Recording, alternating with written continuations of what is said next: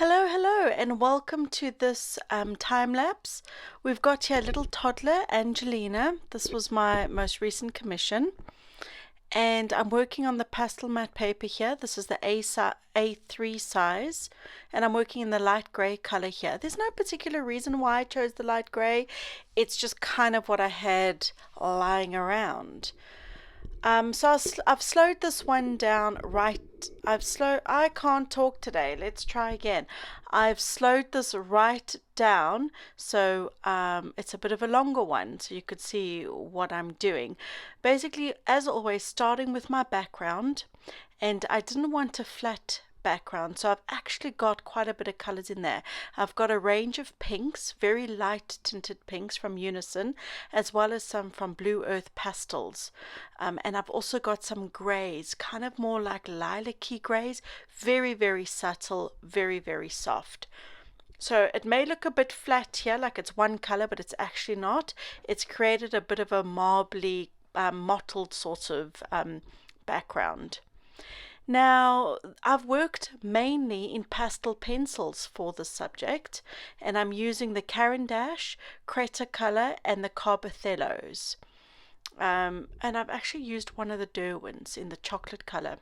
But I just decided, because this is an A3, which is quite a good size, but her actual face is quite small because we're getting in nearly her whole body. So the actual space of the face is really small. So I just decided, instead of going in with my chunky pastels, I thought, let's crack out my pastel pencils. And I absolutely loved creating this piece with my pastel pencils. Her skin has a lot of red in it, so I started off with the base. It is a number 610 from Carbethello, and it's kind of like a dark brown with a slight green tint to it. So then I would come in with Sanguine from Conte, and that is a very red, it's kind of like a terracotta pastel color. And those two formed kind of like the base for my skin tone here, and they really worked a treat. And then I went in with more mid-tone colors, orangey browns, so browns with a lot of yellow or orange in them. And then of course the highlights, I used the Caran Dache Dark Flesh 40% and 5%.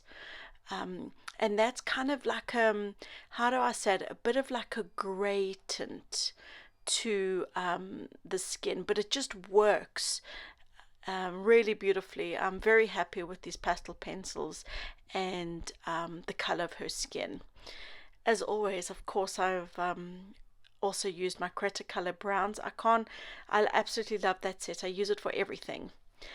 Yes, I am painting sideways there because sometimes you can get a better perspective. You can actually see the shapes better. It just gives you a different perspective. So it enables you to correct any little mistakes that you may be making. So quite often I'll turn my work in all directions.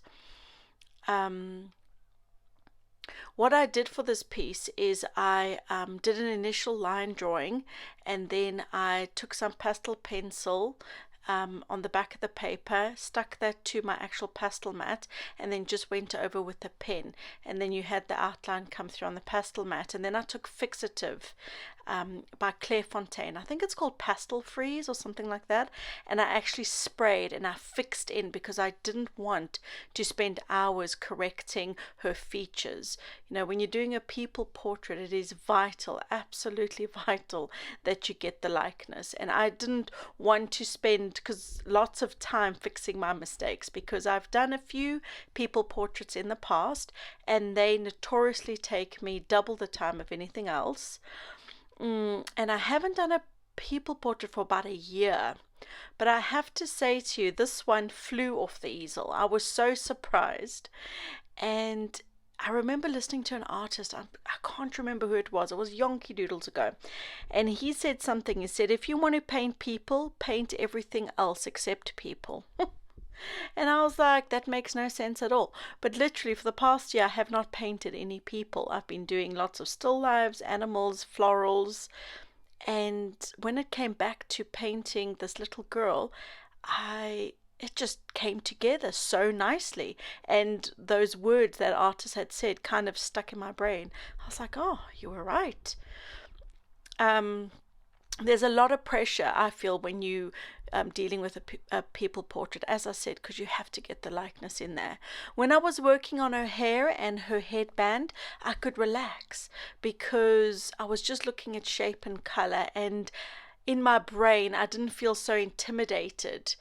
You know, something about your brain goes, oh my gosh, I'm drawing a person, am I getting the likeness? You know, you're always a bit on edge. So I could relax a bit when it came to the hair and the headband, which was fun. I could also relax a bit because I was happy with the way her face was looking at this point. And just building up lots of layers with the pastel pencils. And yes, I'm using my finger to smudge everything in. You can see there's a lot of splattering at the moment. What I chose to do kind of halfway in my painting is I took that same fixative and I sprayed. I don't usually use fixative, but I wanted to for this piece. And I've had this fixative for about 2 years and I've never cleaned the nozzle. Apparently if you just soak it in some warm water, that will clean out the nozzle so it doesn't deposit such huge chunks. So I actually really need to do that, but I've got such a tiny bit left. But anyway, these big splotches do disappear. You know, the more you layer, they will disappear. So I was a bit worried when I saw these splotches. I was like, oh my gosh, I've ruined this painting, oh my gosh, and it was going so well, but it was absolutely fine. The more pastel I layered on, that all disappeared, no problem whatsoever. So as you can see, I put the reference photograph right up next to where I'm drawing, just so I can really study and see where every line needs to go, where every color needs to go. Checking my shapes all the time, the shape of her eyes, the shape of her lips, the shape of her nose. It just gives your eyes less distance to travel, so it's just easier to see, I find anyway. And again, just building up her face, going dark mid-tone light until I was happy with the end result. Also, I'm using very, very soft layers. I am not pressing hard on any part of this painting. Everything is with a very, very light touch. Because I was a bit nervous about doing a people portrait after I hadn't done one for a while, I went particularly light. As in very soft pressure, because I knew with the Pastelmat that would lend itself to, if I made any mistakes, it would be easier to correct, because it would still be loads of tooth on the paper, because I'd been handling it with such a light touch. Painting her clothing was an absolute joy. I mean, look at that color. Could you ask for more? Pink, turquoise, and like a banana yellow. It was just so much fun, all the different shapes. I find it was just really therapeutic to draw all of this in. And I'm not finished with her face, but I'm nearly there and I'm happy with the outcome. I could just relax into her clothing, you know, and into the drawing of her arms. It's just, as soon as that little face was done, I was like, oh yeah. And it's just such a nice feeling. Then I'm just playing with color and I'm just more relaxed in the process of painting this little one. I mean, look at that sweet face looking at you. I mean, it was just such a joy. I absolutely loved painting this piece. Yeah. And like I said, she just flew off the easel. I just kept wanting to go back to the easel. And that is such a nice experience. You know, sometimes I'm at the easel and it feels a little bit like a slog. Obviously not massively, but there are times. And this one, not at all. I was in there. So very happy with the way she turned out. And it was just a joy, as I said, to actually paint her. So this little print on her dress, I wasn't quite sure if I should first put the white fabric down and then put the print on top of this little kitty cat, because I was worried that the pastel pencil wouldn't show nicely on top of the all the light tints I'd used. But you can see it went on a dream. There was no trouble at all. I used a little bit of the Blue Earth pastels for the white of her top part of her dress, and those pastels are very creamy, so they will fill the tooth of the paper quite quickly. So I was worried. I thought, oh, I don't know if this pastel pencil is going to be saturated enough, but it was absolutely perfect. So I was very happy with that as well. And in the white of her dress, I've hardly used any white. I used a white pastel pencil, literally for the lightest parts, just around the neck there. But the colors in here, I used a lot of Unison, and they've got a whole range called lights. And I used a few of those, like a light that had, I think it's light 14, it's got like a lilac tint to it. I used light 18, I think it's got like a red tint to it. So I didn't actually use any white pastel in the actual top part of her dress, except, like I said, just a little bit on the rim there. So yeah, white subjects tend to have a lot of color in them that isn't white. So I really enjoy painting them for that reason. I find it fun to get an excuse and a chance to crack out all these beautiful tints, like all very soft, like pastel tinted sort of colors. For her skin on her arm, I'm working the exact same process as I did for her face. So going in with my 610 from Carbethello, my Sanguine from Conte, and then just a few other pencils from Caran Dache, like the Herculean Red. It's not called Herculean, it's something like that, but my brain just says Herculean. I can't get it right. Sometimes the Caran Dache Pastel Pencils have really odd names. I can't pronounce them.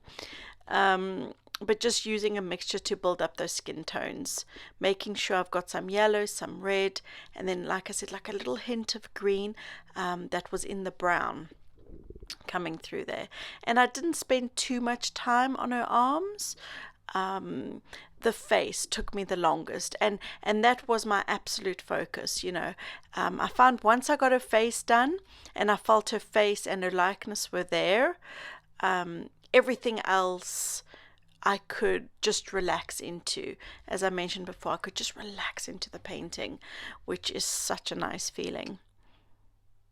If you want to see this in real time, I do have it over on my Patreon page for £6 a month. You can get a whole range. I think I've got about, I don't know, I've got quite a lot on there. I think it's about 86 tutorials, but some of those, like, will have 5 parts or 7 parts to them. But I've got quite a lot on there at the moment. So you can go check that out if that is something that interests you. I'll just leave a link in the description below, and then you can go check that out. But if you've been enjoying this on YouTube and you're liking my channel, I would ask that you would please subscribe, give this a thumbs up. Apparently it helps the algorithms, or I don't know, I'm not very clued up on all the techie parts, but apparently it's good for your channel. So if you are enjoying the content that I put out there, I would really appreciate that. Another reason I want to talk about and why I'm really happy with this piece is, as I said, I've kind of find people really intimidating to paint or draw, whichever way you want to say it.